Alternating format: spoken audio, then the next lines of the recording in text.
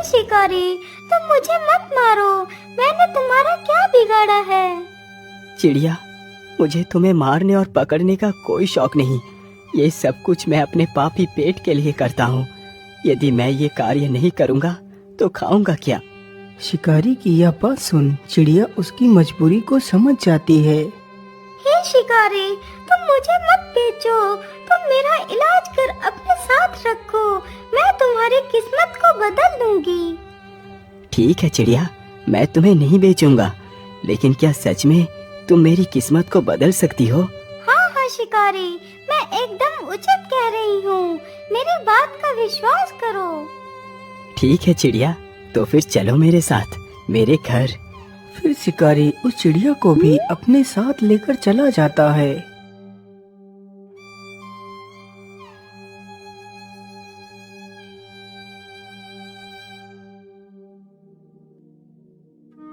चिड़िया, तुम इसी स्थान पर बैठो, मैं तुम्हारे घाव पर दवाई लगा देता हूँ।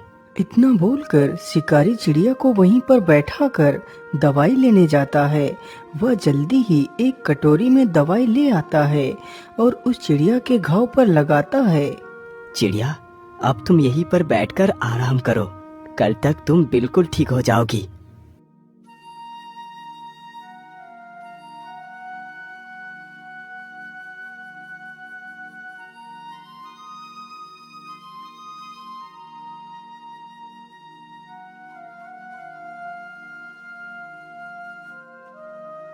अरे वाह चिड़िया, तुम तो एकदम ठीक हो गई। अच्छा, अब तुम यही घर में रुको, मैं शिकार के लिए जा रहा हूँ। अरे नहीं नहीं शिकारी, अब तुम शिकार नहीं करोगे। लेकिन चिड़िया, यदि मैं शिकार नहीं करूँगा तो पैसे कहाँ से आएंगे? तुम शायद भूल गए कि मैंने तुमसे कहा था कि मैं तुम्हारी किस्मत को बदल दूंगी। हाँ हाँ, मुझे याद है, लेकिन तुम करोगी क्या? शिकारी, तुम जाओ और बाजार से ऊन खरीद कर ले आओ। लेकिन चिड़िया, मेरे पास तो 1 रुपया है, इससे कितनी ऊन मिलेगी? अरे 1 रुपए में जितने भी ऊन मिले तुम बस ले आओ। अच्छा ठीक है चिड़िया, मैं ऊन लेने के लिए जा रहा हूँ। इतना बोलकर शिकारी वहाँ से चला जाता है। कुछ समय गुजरने के बाद वह ऊन के 4 गोले लेकर आ जाता है। चिड़िया ये लो, मैं ऊन ले आया हूँ। ठीक है, तुम इस ऊन को यहीं पर रख दो, मैं रात को इस ऊन का उपयोग करूँगी।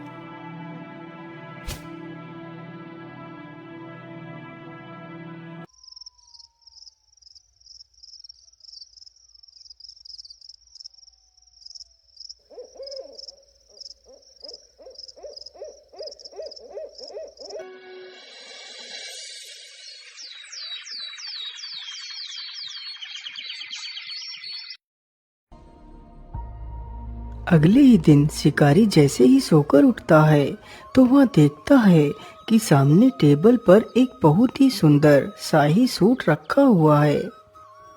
अरे, ये इतना सुंदर शाही सूट किसका हो सकता है, जबकि यहाँ तो कोई नहीं। अरे चिड़िया, ये शाही सूट कौन लेकर आया?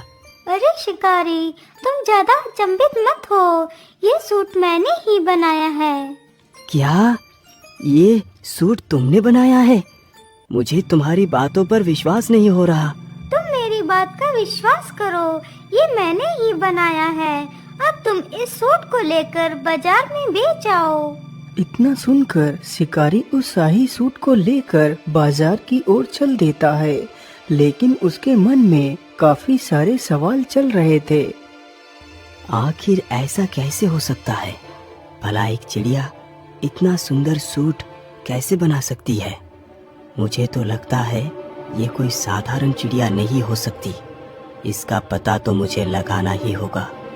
ये सारी बातें सोचते सोचते शिकारी बाजार को पहुंच जाता है और एक स्थान पर उस शाही सूट को अपने कंधों पर डालकर खड़ा हो जाता है। सूट ले लो, सूट ले लो, शाही सूट ले लो। ऐसा शाही सूट आपने कभी नहीं देखा होगा। शिकारी की यह बात सुन उसके पास काफी सारे लोग इकट्ठे हो जाते हैं। अरे वाह, वाकई ये सूट तो कितना सुंदर है। मैंने आज तक इतना सुंदर सूट नहीं देखा। अरे भाई, इस सूट की क्या कीमत मांग रहे हो? अरे भाई, ये सूट 20 मोहरों का है। अरे भैया, मैं 20 मोहरे तो नहीं दे पाऊंगा, लेकिन हाँ, इसके लिए मैं 5 मोहरे अवश्य दे सकता हूँ। तभी वहाँ पर राजा का मंत्री आ जाता है। अरे वाह, यह शाही सूट तो कितना आकर्षक है। मैंने आज तक ऐसा शाही सूट नहीं देखा। यदि मैं ये सूट राजा को दूंगा तो राजा बहुत प्रसन्न होंगे। अरे भाई, तुम इस सूट की क्या कीमत मांग रहे हो? भैया, इस सूट की कीमत मैंने 20 मोहरे रखी है। ठीक है, ये लो 20 मोहरे और ये सूट मुझे दे दो।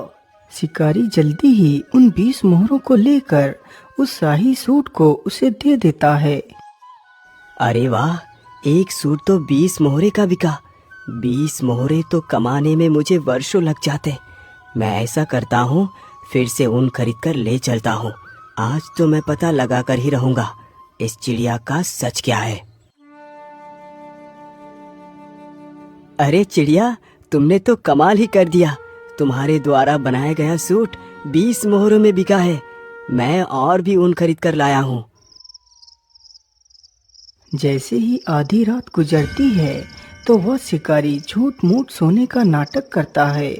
उधर वह कबूतरी भी शिकारी के सोने की प्रतीक्षा कर रही थी। मुझे लगता है शिकारी अब सो चुका है। चलो अब मैं अपने वास्तविक रूप में आ जाती हूँ। इतना बोलकर कबूतरी एक सुंदर राजकुमारी का वेश धारण कर लेती है और चुपचाप उस ऊन के वस्त्र बनाने लगती है। यह सारा दृश्य सत्या चुपचाप फटी आंखों से देख रहा था।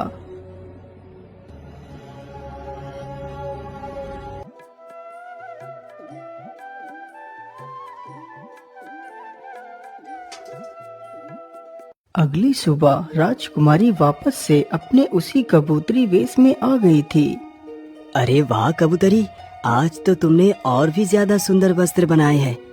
लेकिन इतनी सुंदर वस्त्र बनाना किसी आम पक्षी के बस की बात नहीं। आखिर कौन हो तुम जो इस कबूतरी के वेश में रह रही हो?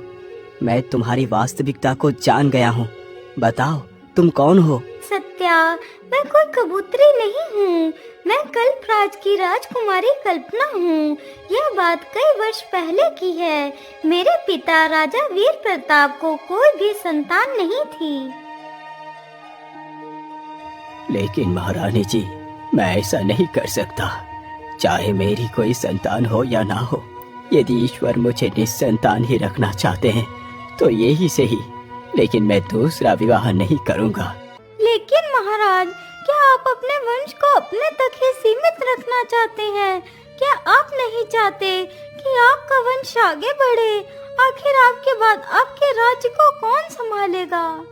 लेकिन महारानी जी, इसके लिए हम कोई न कोई उपाय अवश्य निकालेंगे। लेकिन मैं दूसरा विवाह नहीं करूँगा। हम आज ही उन पहाड़ी वाले बाबा के पास जाएंगे। मुझे पूर्ण विश्वास है कि वो हमारी मदद अवश्य करेंगे। इतना बोलकर राजा अपनी पत्नी के साथ रथ पर सवार होकर निकल पड़ता है।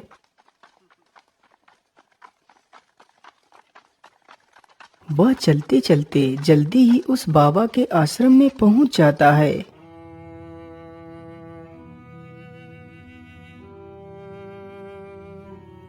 बाबा, मैं बड़े ही विचित्र संकट में आकर फंस गया हूँ।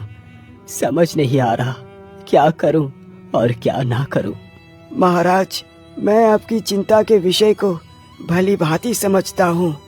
बाबा, यदि आप सब कुछ जानते हैं तो फिर बताइए, क्या मैं इसी प्रकार जीवन भर निस्संतान रहूंगा? क्या मेरे भाग्य में कोई संतान नहीं है? महाराज, आप घबराइए नहीं। आपके भाग्य में संतान का सुख अवश्य लिखा है। लेकिन एक समस्या है। समस्या? लेकिन कैसी समस्या मुनिवर? आप मुझे उस समस्या को स्पष्ट रूप में बताइए। महाराज, तुम्हें एक पुत्री की प्राप्ति होगी, लेकिन तुम्हारी पुत्री जब तक पूरे 15 वर्ष की नहीं हो जाएगी तब तक अपने कदमों को जमीन पर नहीं रखेगी। यदि तुम्हारी पुत्री ने 15 वर्ष से पूर्व अपने कदमों को जमीन पर रख दिया तो बहुत बड़ी अनहोनी हो जाएगी। कैसी अनहोनी बाबा? मैं कुछ समझा नहीं। बेटा, ये मैं तुम्हें नहीं बता सकता। बस तुम्हें अपनी पुत्री को 15 वर्ष तक जमीन पर पैर रखने से रोकना है। ठीक है बाबा, मैं आपकी बात याद रखूंगा। 1 वर्ष पश्चात रानी ने एक सुंदर सी पुत्री को जन्म दिया।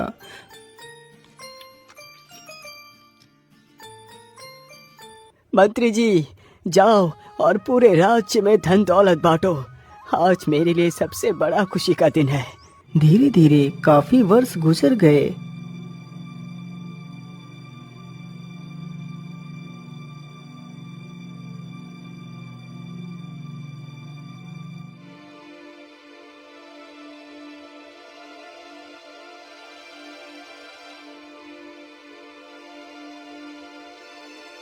महारानी जी, आज की रात गुजरने के बाद मेरी पुत्री पूरे 15 वर्ष की हो जाएगी। आज की रात जरा ध्यान से बिताना महारानी। हाँ महाराज, आज का ही दिन हमारे लिए शेष बचा है। इसके बाद हमारी पुत्री जमीन पर उतर पाएगी।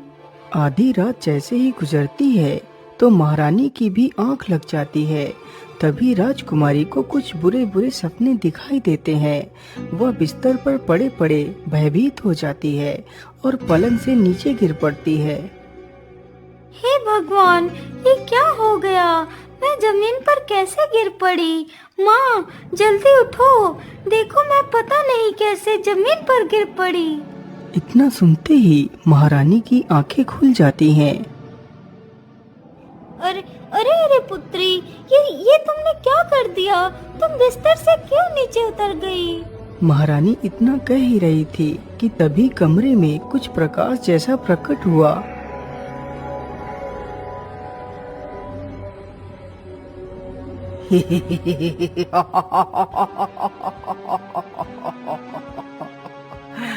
महारानी जी, मैं भूखा हूँ, मुझे मांस खिलाओ, नहीं तो मैं तुम्हारी बेटी को खा जाऊंगा। नहीं राक्षस, तुम ऐसा नहीं कर सकते। इतना कहते ही महारानी जमीन पर गिर पड़ती है और बेहोश हो जाती है। राक्षस, आप मुझे मत मारो, मुझ पर दया करो। अरे वाह, राजकुमारी तो कितनी सुंदर है। काश कि यह राजकुमारी मेरी पत्नी बनती तो कितना अच्छा होता। ठीक है, मैं तुम्हें नहीं मारूंगा, लेकिन तुम्हें मेरे साथ विवाह करना होगा। चलो मेरे साथ। इतना बोलकर राक्षस राजकुमारी का हाथ पकड़कर वहाँ से गायब हो जाता है और उसे अपनी गुफा में ले जाता है। राजकुमारी, यही मेरा घर है। आज से तुम यहाँ की मालकिन बनोगी। मैं तुम्हारे साथ विवाह करूँगा। नहीं राक्षस, मैं एक इंसान हूँ और तुम तो एक दैत्य हो। भला मैं तुम्हारे साथ विवाह कैसे कर सकती हूँ? मुझे जाने दो। नहीं राजकुमारी, तुम्हें यदि जीवित रहना है तो तुम्हें मेरे साथ विवाह करना ही पड़ेगा। अच्छा, अब मैं अपने रिश्तेदारों को न्योता देने के लिए जा रहा हूँ, तुम यहीं पर रुकना। लेकिन हाँ, यदि मैं तुम्हें यहाँ छोड़कर चला गया तो तुम यहाँ से कहीं भी भागकर जा सकती हो। इसलिए मैं तुम्हें एक पंछी बनाकर पिंजरे में बंद कर देता हूँ। फिर राक्षस राजकुमारी को एक कबूतरी बनाकर पिंजरे में बंद कर देता है और वहाँ से चला जाता है। हे भगवान, अब मैं क्या करूँ? यहाँ से कैसे निकलूँ? मैं इस पिंजरे को खोलने की कोशिश करती हूँ, हो सकता है पिंजरा खुल जाए। कबूतरी पिंजरे को खोलने का प्रयास करती है। कुछ देर प्रयास करने के पश्चात पिंजरा खुल जाता है और वह वहाँ से उड़ जाती है। लेकिन राजकुमारी, क्या तुम अपने वास्तविक रूप को धारण कर नहीं रह सकती? शिकारी भाई, मैं अपने वास्तविक रूप में सिर्फ कुछ क्षण के लिए ही रह सकती हूँ। एक दिन में सिर्फ एक बार ही मैं अपना वास्तविक रूप ले सकती हूँ, वो भी रात के 12 बजे के बाद। क्या तुम श्राप से मुक्त नहीं हो सकती? इसका जवाब तो पहाड़ी वाले बाबा ही दे सकते हैं। तो फिर ठीक है राजकुमारी, चलो मेरे साथ पहाड़ी वाले बाबा के पास, मैं तुम्हारी रक्षा करूंगा। इतना बोलकर वह दोनों बाबा से मिलने के लिए निकल पड़ते हैं।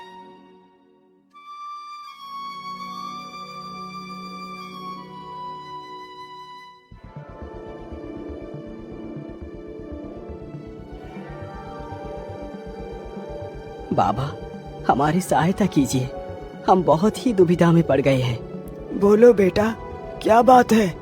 तुम इतना परेशानी में क्यों दिखाई पड़ रहे हो? कबूतरी सारी कहानी बाबा को सुनाती है। पुत्री, तुम घबराओ मत, सब कुछ ठीक हो जाएगा। जो मैं कहता हूँ उसे ध्यान से सुनो। हाँ हाँ, बोलिए बाबा, आप क्या कहना चाहते हैं? मैं राजकुमारी की सहायता करूँगा।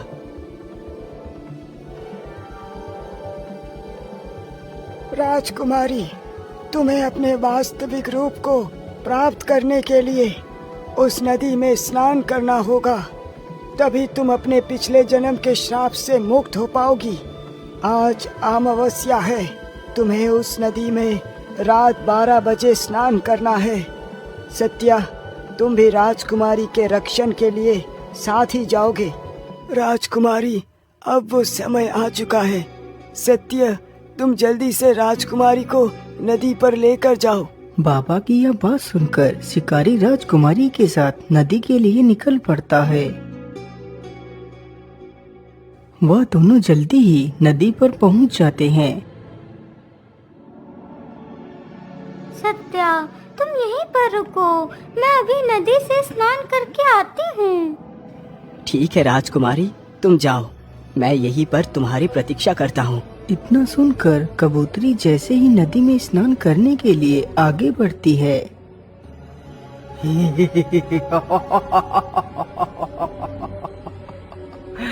नहीं राजकुमारी, नहीं, इतनी जल्दी नहीं, मैं तुम्हें मुक्त नहीं होने दूंगा। अरे ये क्या? मुझे लगता है ये वही राक्षस है। आज मैं इसे जिंदा नहीं छोड़ूंगा। शिकारी तुरंत ही मसाल लेकर उसकी तरफ बढ़ता है। अरे बाप रे बाप, इतनी जोर से किसने मारा मुझे? किसकी मौत खींच कर यहाँ ले आई है? अरे दुष्ट राक्षस, मैंने ही तुझे मारा है। हिम्मत है तो मुझे मार के दिखा। अच्छा, ऐसी बात है तो पहले तू ही मरने के लिए तैयार हो जा। इतना कहकर राक्षस शिकारी को ही पकड़ लेता है। छोड़ दुष्ट राक्षस, आज मैं तुझे जिंदा नहीं छोड़ूंगा। तभी कबूतरी चुपके से नदी में डुबकी लगा जाती है।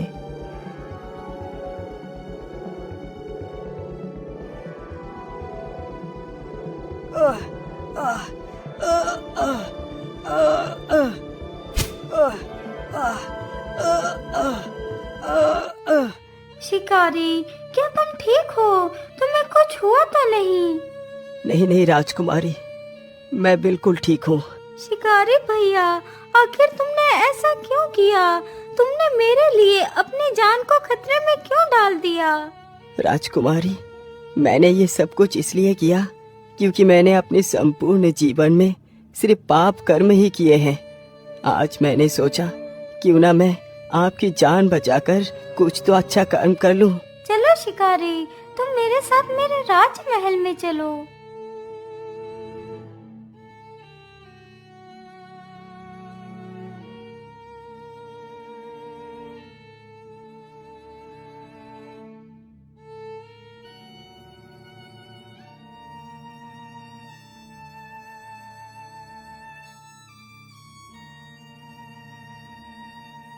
सत्या, आज तुमने मेरी पुत्री की जान बचाकर मुझ पर बहुत बड़ा उपकार किया है।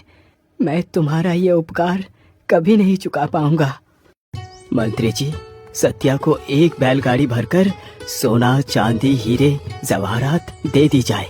राजा के इस आदेश पर शिकारी को एक बैलगाड़ी भरकर सोना, चांदी, हीरे, जवाहरात देकर सम्मान पूर्वक विदा कर दिया जाता है।